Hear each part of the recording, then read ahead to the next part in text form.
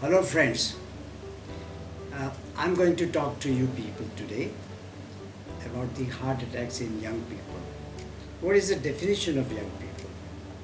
When we find that the heart attacks occur below the age of 40, we consider that is happening in the young people. Now, although we know a lot about what causes heart attacks, we also have understood a lot about the treatment of heart attack. But then what is it that leads to more frequent heart attacks in young people? What are those factors? Well, let us inspect one by one. First of all, currently our methods of detecting heart attack have been so remarkably better than what it was in the past, that what we were probably missing in the past, now we are recognizing and detecting. But that is still not enough to explain such huge difference in the number of heart attacks in the past and now.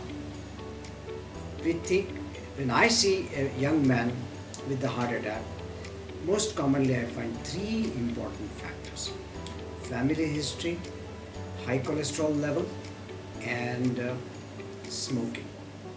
These three.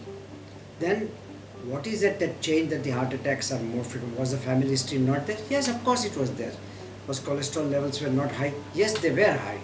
Then what does it change that in the current era, which is um, clearly can explain, which can clearly can explain the increase in number of heart attacks now? Believe me, between 2000 to 2016, the heart attack incidence in young people is rising by 2% per annum. One more thing, very disturbing thing. Formerly it was less, but today 1 out of 5 heart attacks is occurring in the patient below the age of 40 years. So these two things are very, very important that we'll have to explain why it is so. I think what has changed now over a period of years is A, smoking of course, and number 2, stress. I think stress plays a very, very significant role in young people. Look at our lifestyle, inflation, poverty, stress of working, traveling, your place of work. The situations are very demanding. At every time, every occasion, every act that you do, it is attached with stress. So these are the important factors. Also, we find that the people in general, despite education, do not report on time to the hospital. So we must inspect why. First of all, there is a denial. He gets discomfort in the chest, which he tries to explain it away, that this may be gas, this may be indigestion, maybe I had a pani puri, maybe because of that. Then he tolerates it for a little while, but when it starts increasing, he wakes up his wife and tells that I've got some problem. Now what happens is the wife is not usually taking major decisions. So before moving into the hospital, she wants to call the family doctor or wants to call her own father. And that is how it is delayed. The traffic, ambulances are not respected on our roads, and the traffic is increasing ever so much that by the time you reach from your place of stay to the hospital, it takes a while.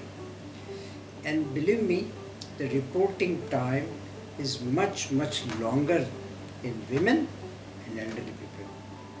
Young women also start getting heart attacks nowadays. Why they get it, we know very well. The currently working women have a dual role to play: stress at home and stress at work.